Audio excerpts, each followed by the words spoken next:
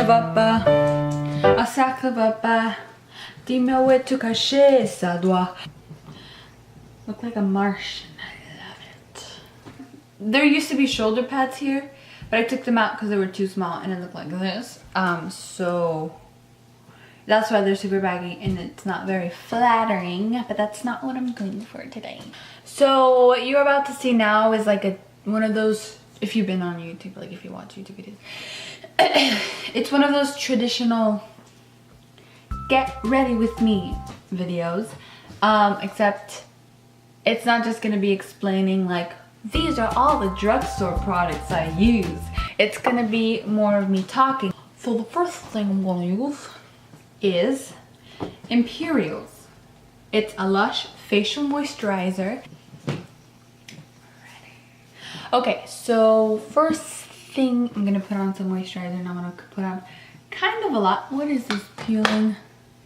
Oh, what? Okay. So what I was gonna be talking about was the way people talk, okay? Because there's lots of negative people out there, or like negative people who say they're positive people, but all you hear them saying, whenever they're not saying peace and love, they're like criticizing other people and stuff like that. And one of the things we were talking about was that when you criticize other people, when you take the time to come out of nowhere and just criticize someone, that says more about you than about the person you're criticizing. Because that's what you're thinking about, obviously. Someone would criticize someone else and I would think about that someone else they were criticizing and think like, oh, is it true or is it not true? Instead of going to the source and being like, why are they saying that? You know what I mean? Because a positive person, a truly positive person won't have those things in their minds in the first place. So that's one of the things that we were talking about. But also one of the things that I want to make clear is that I'm gonna put on some True Match concealer that looks like shit on me, but that's the only thing I have. Am I a warm tone or a cool tone, by the way? Because I am just cut in half. Like, I don't know at all. Anyway, this what I'm telling you right now, it's just my opinion. Sorry, I'm looking at the viewfinder a lot. And everything else anyone else tells you, even if what they're saying is something that seems to be objective, they still end up putting their opinion into it. So, you know, that's what I'm saying. I'm not saying that what I'm saying is objective. I'm saying just that it's just my opinion. And what other people say about other people doesn't matter. What I'm saying doesn't matter, because what I'm saying might not resonate with other people, you know what I mean? And that's completely fine. It doesn't, if it doesn't resonate with you, all I'm saying is I'm just sharing my opinion. Maybe this will help someone see everything a little bit in a more positive light, and realize whenever you hear someone saying negative things about someone else, or if anyone ever says something negative about you, realize that they're just talking about themselves. They're just, if they feel the need to say something negative about you, it's because they're negative inside.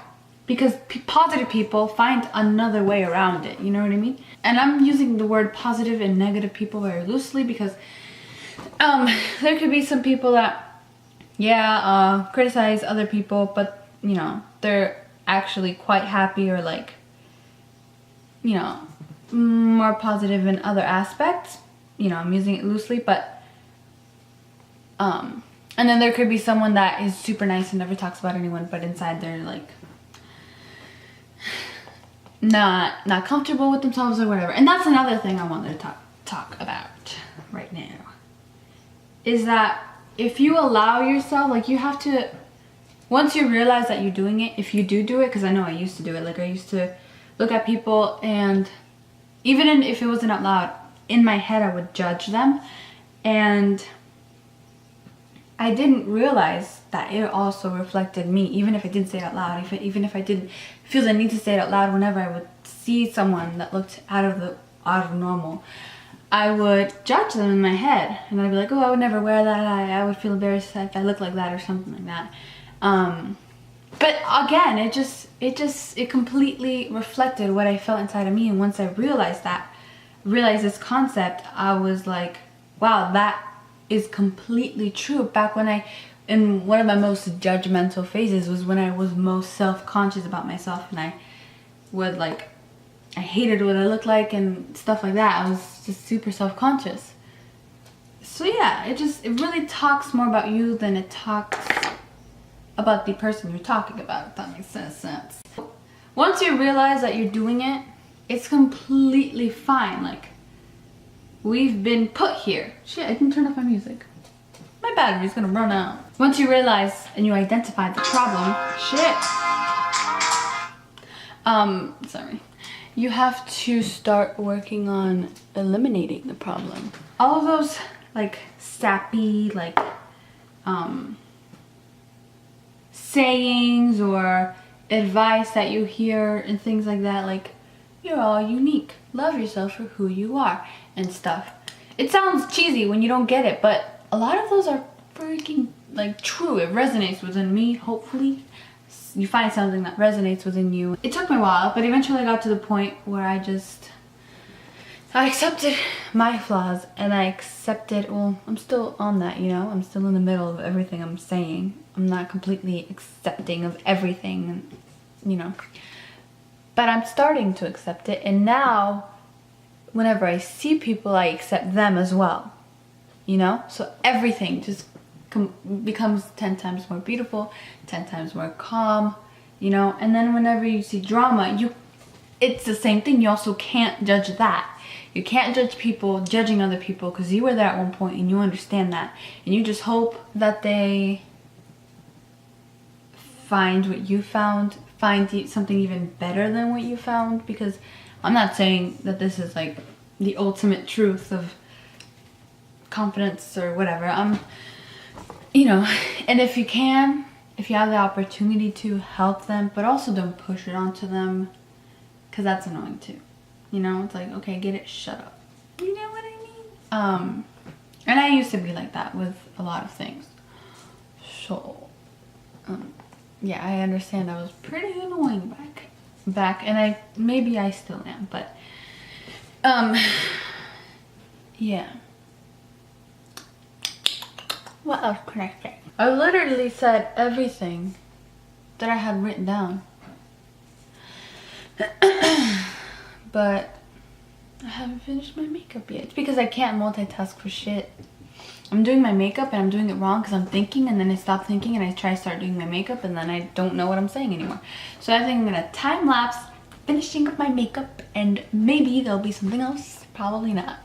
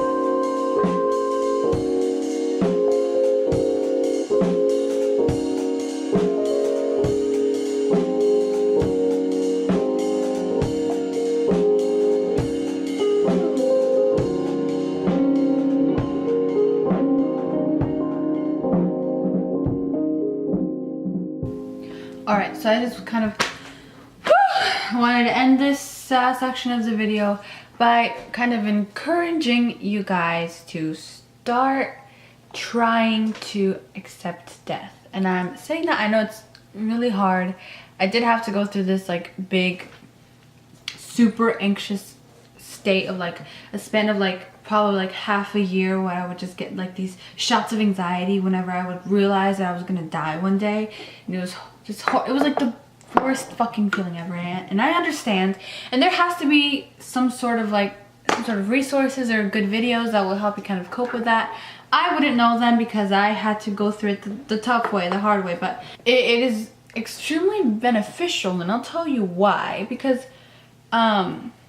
once you get that out of the way, then all you have to kind of get out of the way is the concepts that society puts into us that kind of hinder us from being our authentic selves. But that's a little bit easier to get rid of than getting rid of the fear of death. Do you know what I mean? So like, just kind of, there's a, you know, those are a couple of things that you have to get rid of. But once you get rid of those hindering things, it's so much easier to make those decisions that will help you have a happier, more fulfilling life, that will help you stop going down the path of fear, of like, you know, making choices out of fear instead of making them out of love. All those choices that are like, I really want to be an artist, but I think that I will make more money if I go to college and I pursue this career that I don't really like, but it's gonna make me more money. When you really don't like it and you know you will be so much happier doing something else. Stuff like that. That was a really lousy example, I think. Or I worded it wrong. I feel like it could have been worded better. But do you get my point? There's so many things that you could do that will make your life so fantastic and fulfilling, because there's so many opportunities that we can take, and all we need is to have the mentality and like to make them our goals. Money should never be, I can't fucking talk. Money should never be something that would stop you from doing something you like, and you kind of learn that from realizing that you're gonna fucking die. This is just an experience. None of this fucking shit actually fucking matters. You're just supposed to have fucking fun and do as much awesome shit as you can, as long as you're not hurting anyone else. Do you know what I mean? Also, don't be a fucking animal and fucking kill people. But, you know, like, within sanity, use your fucking common sense. Just, you're gonna fucking die. That you're meant to have fun. You're meant to do things and not be constrained by fucking money. Anyway, yeah. Gonna finish this off and then actually end the video. 9 seconds to finish the video. Thank you for watching. Please subscribe. Listen to yourself, because soon we will all be dead. Ooh, 4 seconds to spare. That was good.